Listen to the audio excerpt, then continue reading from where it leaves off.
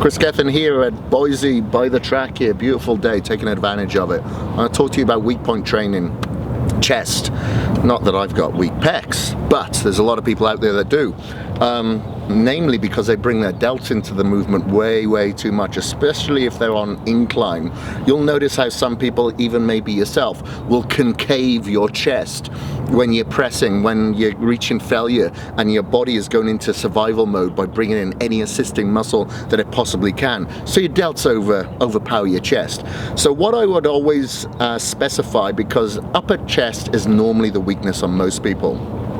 When you begin, start with flies, but start with a very high incline, because you know that you're not going to bring in your delts when you're bringing in a fly movement. You are when you're going to be bringing in a press. So I always suggest people start with a high incline, a little bit higher than a 45 degrees, and then perform your flies, making sure that you arcing your back, retracting your shoulder blades, and focusing on that movement, because that's exactly what the pec does.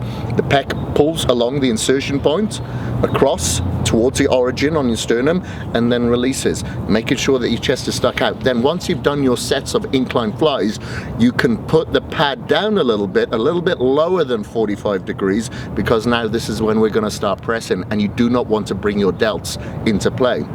So again, chest out, shoulders retracted, and then you start pressing. You'll notice when I press, I only go 3/4 of the way up, but I get a fucking full stretch on the way back down. People look at this and think I'm cheating. Well, you try going 3/4 of the way up and stretch all the way down until the dumbbell almost touches your pec or your shoulders. But I'll only go 3/4 of the way up. Why? Because I feel the tension start to release away from my chest and then go onto my elbows, onto my triceps, onto my delts.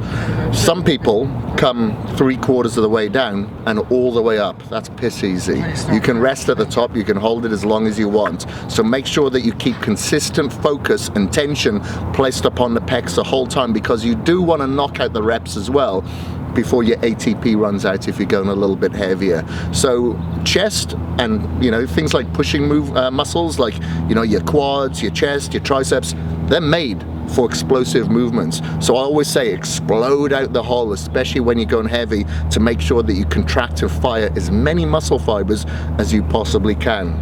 Another thing as well is that I recommend that you stretch hard in between your sets. The more you can stretch this fascia, the more you can stretch your muscle fibers, the more they have to then bunch up to give you a fuller, more 3D illusion appearance to them. And obviously you're going to be able to get more blood into the area this way as well. The blood can travel through the fascia and into your muscle fibers to assist with better contraction, to assist with better recovery.